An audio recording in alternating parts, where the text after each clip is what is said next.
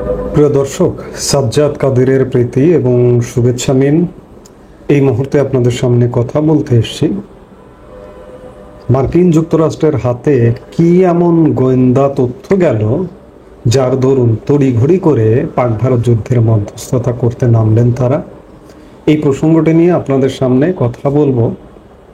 আপনারা জানেন যে গতকালকে সন্ধে নাগাদ সাংবাদিক বৈঠক করে, খুব সংক্ষিপ্ত সাংবাদিক বৈঠক করে ভারতের বিদেশ সচিব বিক্রম মিশ্রি যুদ্ধবিরতির ঘোষণা দিয়েছিলেন। যুদ্ধবিরতি ঘোষণা দেবার ঠিক 2-2.5 ঘন্টার মধ্যে পাকিস্তান আবার ভারতের জম্মু কাশ্মীর সীমান্তে হামলা করে, যেটি আমরা হামলার সময় তাৎক্ষণিক জম্মু কাশ্মীরের মুখ্যমন্ত্রী ওমর আবদুল্লাহর টুইট বার্তা থেকে জানতে পারলাম এবং তারপরে বিভিন্ন গণমাধ্যমেও ছড়িয়ে পড়ল। বলা হচ্ছে যে শুক্রবার মার্কিন যুক্তরাষ্ট্রের হাতে এমন একটি গোয়েন্দা তথ্য যায় যা অত্যন্ত সংবেদনশীল এবং সেটি মার্কিন যুক্তরাষ্ট্র প্রকাশ করেনি বা কেউ প্রকাশ করেনি। এটি মূলত প্রথমে মার্কিন ভাইস প্রেসিডেন্ট জেডি ভান্সের হাতে যায়। ভারত পাকিস্তান সংঘাত নাটকীয় মোড় নিতে পারে। শুক্রবার সকালে আমেরিকান সময়ে গোয়েন্দা সূত্রের এমনই তথ্য এসেছিল আমেরিকার হাতে, সে কথা আমেরিকার সংবাদ মাধ্যম সিএনএনের কাছে দাবি করেন ডোনাল্ড ট্রাম্পের প্রশাসনের কর্তা ব্যক্তিরা। সূত্রের খবর, তারপরেই নড়েচড়ে বসেন আমেরিকার ভাইস প্রেসিডেন্ট জেডি ভান্স। ওই সংবাদ মাধ্যম জানিয়েছে তিনি ট্রাম্পকে সেই রিপোর্টের বিষয়ে জানান, তারপরে ফোন করেন প্রধানমন্ত্রী নরেন্দ্র মোদীকে। সেই রিপোর্টের প্রসঙ্গ তুলে মোদীকে যুদ্ধবিরতি নিয়ে পাকিস্তানের সাথে সরাসরি কথা বলার অনুরোধ জানান। শনিবার বিকেলে যুদ্ধবিরতির ডাক দেয় ভারত এবং পাকিস্তান। গোয়েন্দারা ঠিক কী রিপোর্ট দিয়েছিলেন তা অবশ্যই স্পষ্ট করে জানায়নি প্রশাসন। তাদের একটি সূত্রের দাবি, বিষয়টি যথেষ্ট সংবেদনশীল বলেই তা প্রকাশ করা সম্ভব নয়।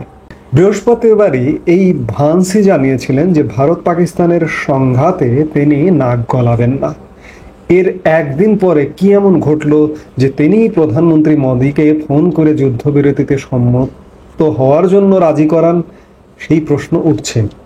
আমরা গতকালকে একটি আলাপ করেছিলাম যে পাকিস্তানের যে পারমাণবিক অস্ত্র ব্যবহার করবার যে প্রধানমন্ত্রী শাহবাজ শরীফের নেতৃত্বে যে একটা কমিটি আছে, সেই কমিটির গতকালকে একটা বৈঠক, এটি সংবাদ মাধ্যমে এসেছিল, যদিও বা পাক প্রতিরক্ষা মন্ত্রী খাজা আসিফ এটি নাকচ করে দিয়েছেন যে এমন কোনো বৈঠক ছিল না বা এমন কোনো বৈঠক হয়নি। আমি ধারণা করছি যে পাকিস্তান, দুষ্ট পাকিস্তান, নষ্ট পাকিস্তান, নিকৃষ্ট পাকিস্তান এই পারমাণবিক অস্ত্রে হাত দিতে চেয়েছিল এবং সেই গোয়েন্দা তথ্য মার্কিন যুক্তরাষ্ট্রের হাতে পৌঁছে গিয়েছিল, যার দরুন পৃথিবীতে একটা ভয়ঙ্কর ধ্বংসলীলা ঠেকিয়ে দিতে মার্কিন যুক্তরাষ্ট্র মধ্যস্থতায় নামে এবং পাক ভারত দুই পক্ষকে যুদ্ধবিরতিতে রাজি করায় এবং রাজি করানোর ফলশ্রুতিতে এই যুদ্ধের বিরতি ঘোষিত হয়। তবে পাকিস্তানের এখন পর্যন্ত যে আচরণ দেখা যাচ্ছে তাতে আসলে যুদ্ধবিরতিটা কতটুকু থাকবে, কতক্ষণ থাকবে, এটি একটা ব্যাপার। কারণ গতকালকে যুদ্ধবিরতির ঘোষণা দেবার পরেও ভারত সীমান্তে, জম্মু কাশ্মীর সীমান্তে হামলা হয়েছে। আবার দেখুন, পাক প্রধানমন্ত্রী এই বিরতি থেকে নিজেদের জয় হিসেবে দাবি করেছে। শুধু তাই নয়, যুদ্ধ জয়ের খুশিতে দেশ জুড়ে উৎসব পালনের ঘোষণা করে দিয়েছেন পাক প্রধানমন্ত্রী শাহবাজ শরীফ। রবিবার দিনভর পাকিস্তানে পালিত হবে তাশাকুর। সেনাবাহিনীর প্রতি কৃতজ্ঞতা জানাতে দিনটি এভাবে পালন করছে পাক সরকার।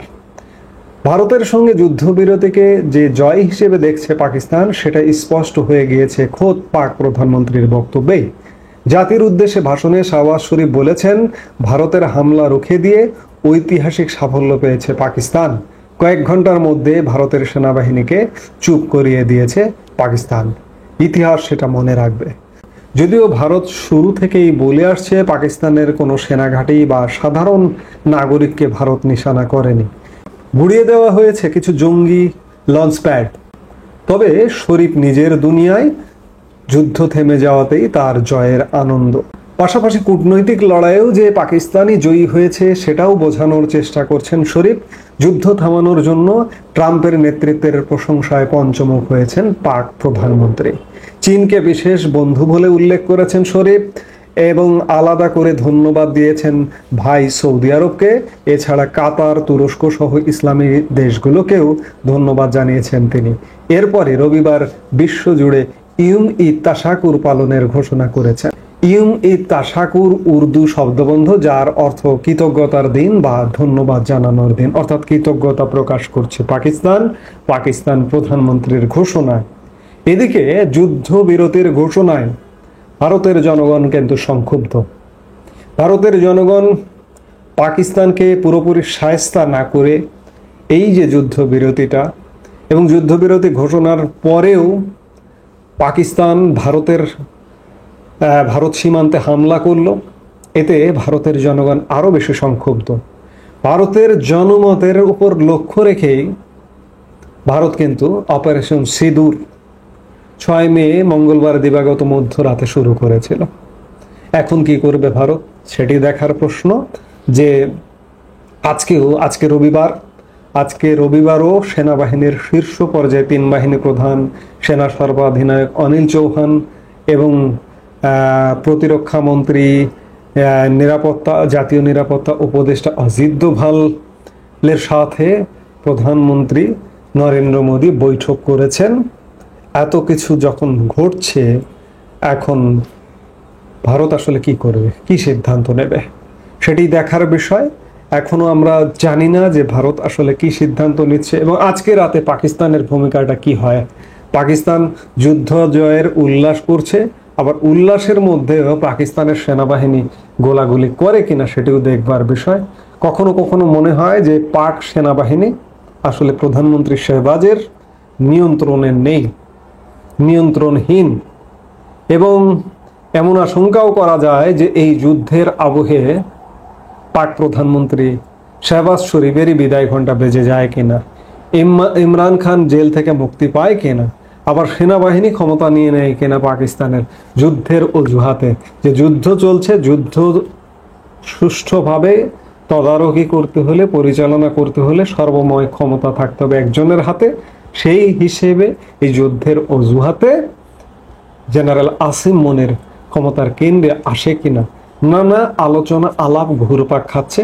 এখন এই সব কিছু ঘটবার জন্য আমাদের দেখতে হবে, কারণ প্রতিনিয়ত ঘটনার রং বদলাচ্ছে। আজকে এই মুহূর্তে আমি বসে বলতে পারছি না যে 1 ঘন্টা পরে কি ঘটবে পাক ভারত পরিস্থিতিতে। সেই জায়গা থেকে আমাদের অপেক্ষা করতে হবে এবং আমরা অপেক্ষা করব, দেখব এবং আমরা সেগুলো বিশ্লেষণ করবার চেষ্টা করব। তবে আমি যেটি দিয়ে শুরু করেছিলাম, যে মার্কিন যুক্তরাষ্ট্রের কাছে এমন বার্তাই ছিল, আমি ধারণা করছি যে পারমাণবিক বোমাতে পাকিস্তান হাত দিতে যাচ্ছে, সেই হাতটি সরিয়ে দিতে হবে, যার দরুন তারা মধ্যস্থতায় নেমেছিল। এখন বাকি দিনগুলোতে আজকেরই বিভিন্ন সময়ে কি ঘটছে সেটি দেখবার জন্য আমরা অধীর আগ্রহে অপেক্ষায় আছি, দেখব, অপেক্ষা করব। সে পর্যন্ত সবাই ভালো থাকুন, সুস্থ থাকুন। এই মুহূর্তে আপাতত বিদায় নিচ্ছি।